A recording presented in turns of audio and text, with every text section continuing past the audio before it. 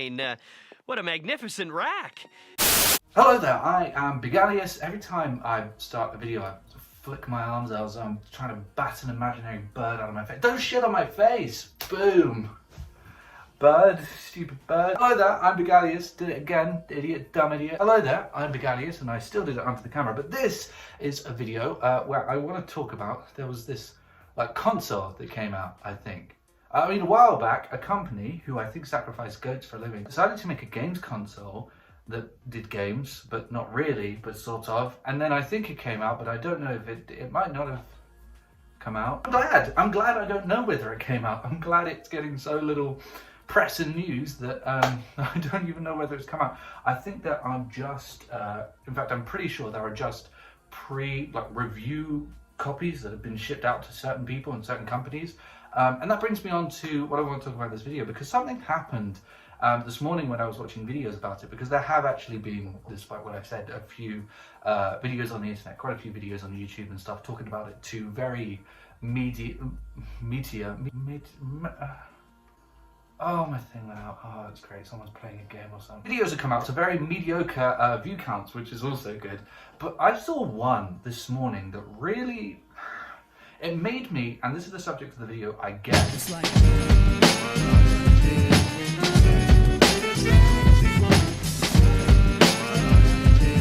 not trust any information I get about Stadia ever. And it doesn't matter who the media outlet is or whether it's coming from Google. And this is despite the constant lies and bullshit that have formed the foundation of this whole console release. This is regardless of that. I saw a very strange video. I say strange, sort of to be expected. On IGN. And look, I'm not one of those people who's like, hey, you can't spell ignorant without IGN.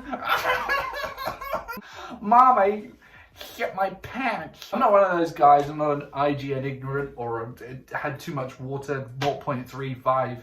These are all jokes that you'd understand if you watched IGN, but really, you probably don't. They're fine. I mean, it's a group of people on YouTube who give you news about games. The reason that people hate them is because they have a lot of subscribers. They're a group that are sort of financially backed, and they deal with things that would be considered somewhat controversial in a space that is full of people who are mad at everything. However, this video really did rub me the wrong way. So this is their review in progress for the Stadia, which is made by a company who kill people and then throw them off of the edge of bridges and tie cement to their feet so that they can... Anyway, it involves two people at a table. One is the typical guy that you get in any heist movie who makes the plan but doesn't actually go out there because he hasn't really got the physical capability to do so. The other is just like a dude. And they sit at a table talking about the Stadia. Now, Bowtie Fucker plays the role of any stepmom or stepsister on Pornhub, which is someone who is just desperate to suck cock, and it has to be a specific cock that they've got to... This video is not gonna, it's gonna get censored. But Bowtie Fucker needs to suck some dick, and he knows whose dick that's gonna be. Google's dick. It's almost as if they're scared of the company, like, I don't know, the company that hosts their video is some sort of dictatorship which will happily ruin people's lives for the sake of a bit more ad revenue. That's not true. The Bowtie guy really wants to like the Stadia. He really, well, let's say hypothetically that he's not just scared of the evil overlords, the company that likes to burn kittens and then throw them into the lake. He desperately wants this to be a good thing. The other guy also wants it to be good, but also wants to be objective because he knows he's making a video. Bowtie Fucker is not doing the same thing, however. Bowtie Fucker opens the video by talking about what an impressive console he thinks it is, and what a miracle it is that it can stream these games in such high quality, and that he is amazed with it. If you have the wrong settings on your TV, you can probably get more lag than Stadia caused in my experience. One thing he says that really caught me was that he was impressed that there was little to no lag for the majority of the time, both when he was in the studio, which they admit has very good connection, and when he was home. My big issue with this video, it comes at 9 minutes 55, and I remembered that because I'm incredibly sad and I don't really have a life. The bit that really blew me away, at 9:55, they've been talking for a while about, you know, what a miracle this console is, but then when 9:55 hits, they show the only clip in the whole video, in the entire video, where they're sitting around the table. They show the only clip of an off-screen shot of someone actually using the Stadia and playing Destiny 2 on the Stadia.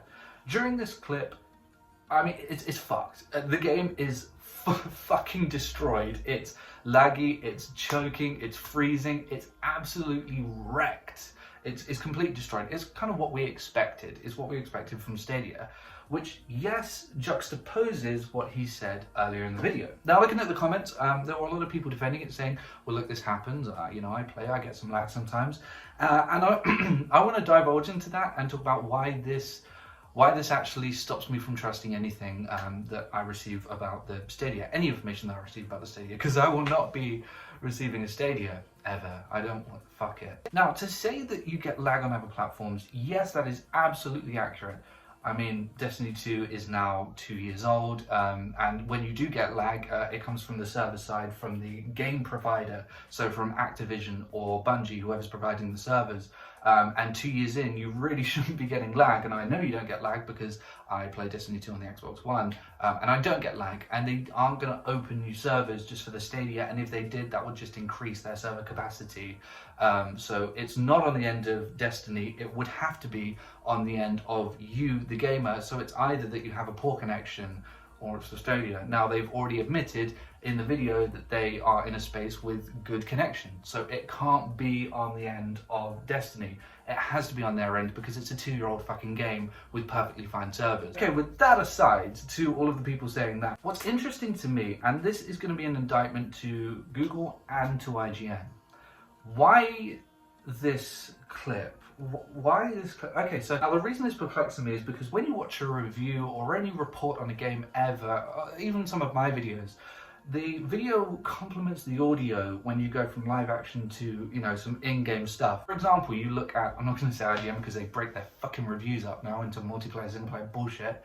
You look at, say, for example, a GameSpot review for Modern Warfare. When they're talking about the campaign, they show campaign footage. When they're talking about multiplayer, they show multiplayer footage, Spec Ops footage. If they talk about lag and latency, then they show a laggy clip. The clip has to complement what they're saying. Now, in the video, while this clip was playing with all of the lag and the completely broken experience, they weren't talking about lag and whether the experience was broken. In fact, they were actually talking about how good their connection was. Maybe down the line, and maybe if when the servers are more strained with you know, in a live environment, one of the reasons why we're delaying our final review for a few days, you know, maybe that. So why choose this clip if it's not there to enhance what's being said? Well, there are a few reasons which lead me to be extremely cynical.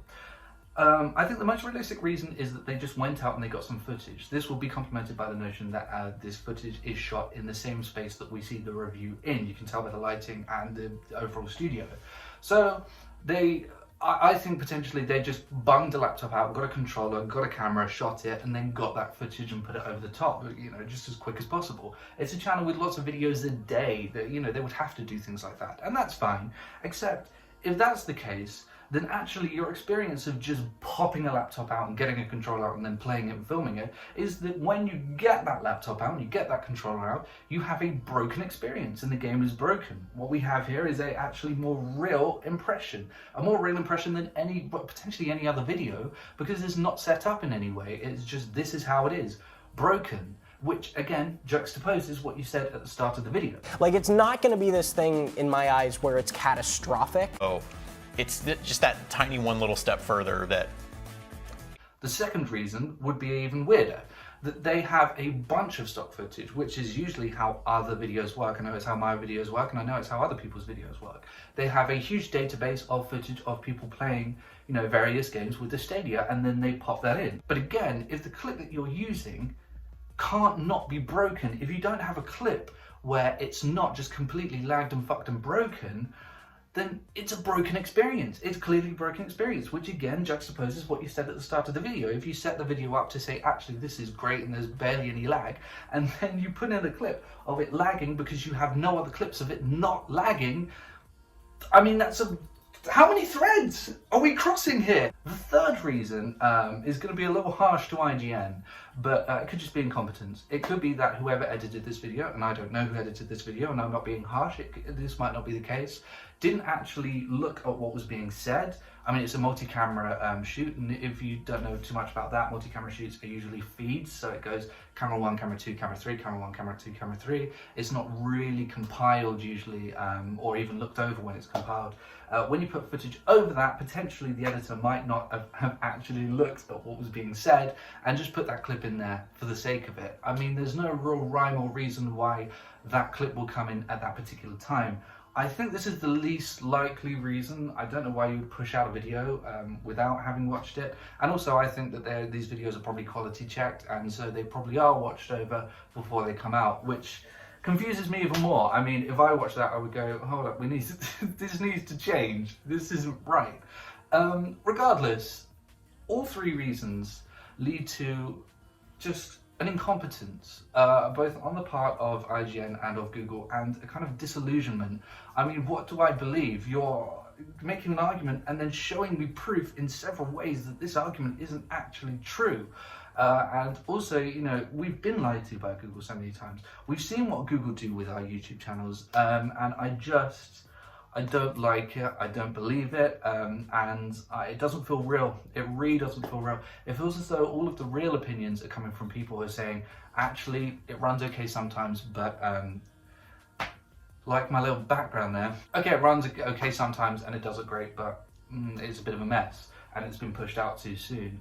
And those feel like the least fake reasons. Now I want to get into the overall reason why I hate the Stadia so much. And you know, there are little reasons. I've talked about it. I'll put a link to my previous video where I actually did a list of reasons why it's a bad idea. You don't own any games. If your connection goes down, you can't even play single player fucking games. You have to pay a subscription fee. Google have never made a fucking games console before.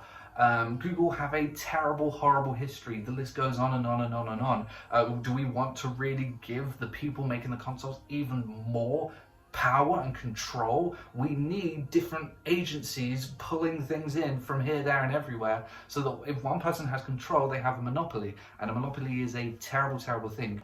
But overall, I'm a progressive. I'm not a regressive. I'm not a traditionalist. I don't believe that things should be the way that they used to be, because Pepperidge Farm remembers. I'm English, so things should be the way that they used to be. I want to see bombs dropping. I want to see people in coal mines. I'm not one of those guys. I don't let nostalgia be the reason for everything in my life. But one thing I really do actually hate is progression for progression's sake. Development for development, just for the sake of it. And a lot of people have been comparing the Stadia to the shit, fuck man, what the fuck was that? The Ouya, I'm going to call it, Ouya.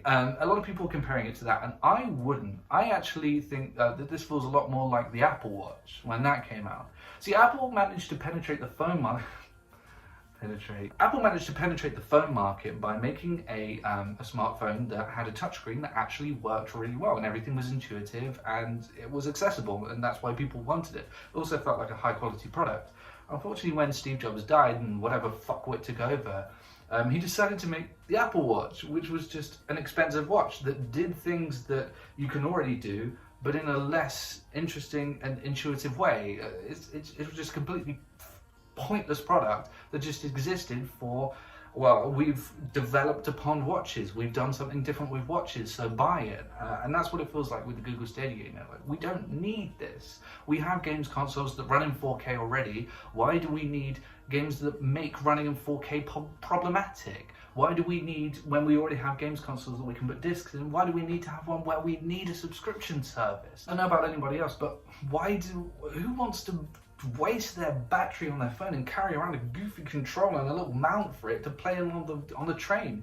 We played it at home fine. There was no problem with that. I'm all for graphical upgrades. I'm all for 60 FPS, for finding new ways to make gameplay flow better and become more intuitive, and for innovating ways in which we interact with games and films and music and all media. I think that's great, and I think that's the root of artistry. I got it the first time then. I think that's very important, and I think that's great, but to counteract that, I just hate development for development's sake. It's pointless and it shouldn't be there. And ultimately, you know, the things that I consider to be development for development's sake always fail. The Apple Watch didn't sell nearly as well as they wanted it to. Same for Kinect, same for Move, same for VR right now, same for 3D when it came out. Because you know what does do well? 4K graphics, consoles that run better, consoles that can handle 60 FPS, consoles that can handle more engrossing stories, films with better CGI. And you know why that is? Because we don't have to do anything extra. Everything that is progression for progression's sake adds on something to make it harder for you to access it. And that's always the case. I mean, you look at the Apple Watch. Oh, great, look, they've updated, changed the Apple. But now, changed the Apple, what the fuck? They've made a new watch, but I have to use a tiny screen to use it. Oh, great, that's fantastic. Oh, 3D, that's cool, but I have to put a pair of 3D glasses on and I get a headache when I'm done. Oh, streaming games, oh, that's great. I guess I'm going to have to upgrade my internet connection. Oh, Kinect, oh, that's really cool, motion gaming. Well, I have to clear out my entire room, probably buy a bigger house. That's okay though, because I'm Bill fucking Gates. It's just, I hate development for development's sake, and that's what the Stadia is, alongside all of the issues, all of the insecurities, the fact that they are going to ditch it when it doesn't succeed.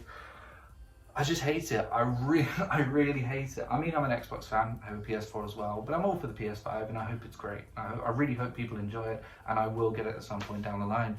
And I hope I enjoy it. But you know, it's rare that I condemn a games console or something like that. I love PC gaming.